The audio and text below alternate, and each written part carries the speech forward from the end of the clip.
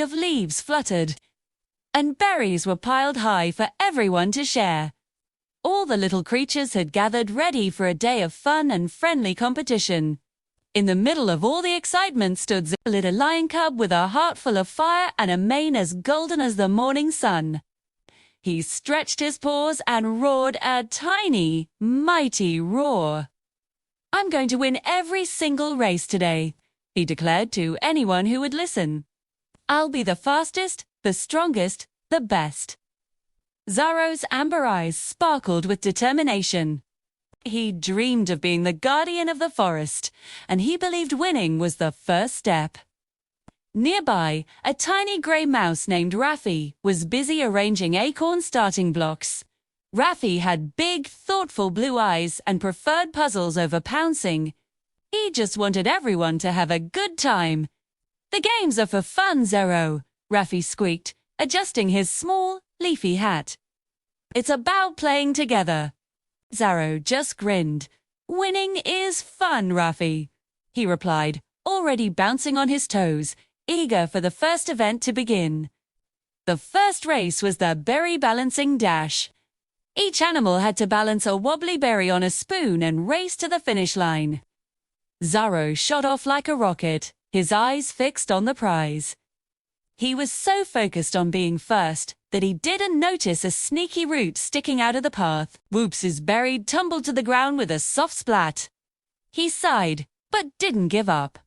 The next race would be his. Next up was the Great Log Leap. Zorro took a running start, his little legs pumping. He soared through the air. He was going to make it. But his landing was a bit wobbly. He stumbled, and a few other animals zipped past him. He was still fast, but he hadn't won yet. His cheerful mood started to fade just a little. "Why can't I win?" he mumbled to himself, watching the winners celebrate with happy cheers. Finally, it was time for the last and most important event, the Great Forest Marathon. This was a long race that looped all around the Whispering Woods. "This is it," Zorro thought. "This is my chance." Zorro's. The race began, and Zorro sprinted into the lead. He was fast, his golden fur a blur against the green trees. He could hear the cheers behind him, but he only looked forward. The finish line was so close. Suddenly, Zorro's foot caught on a tangled vine. He tumbled head over paws and landed in a heap, his ankle smarting. Shade tried to stand up, but a sharp pain made him whimper. He wasn't going to finish. He wasn't going to win. Tears welled up in his eyes as he watched the other racers pass him by. It felt like his big dream of being a winner was over. But then, a small, gentle paw touched his shoulder. It was Raffi. The little mouse had stopped his own race to check on his friend. "Are you okay, Zorro?" he asked, his voice full of concern. Zorro sniffled. "My ankle hurts. And ... and I lost." Raffi smiled kindly. "The race isn't over yet," he said. "And friends don't let friends finish alone." Raffi put his arm around Zorro, and together they started to walk. Zorro leaned on his tiny, brave friend.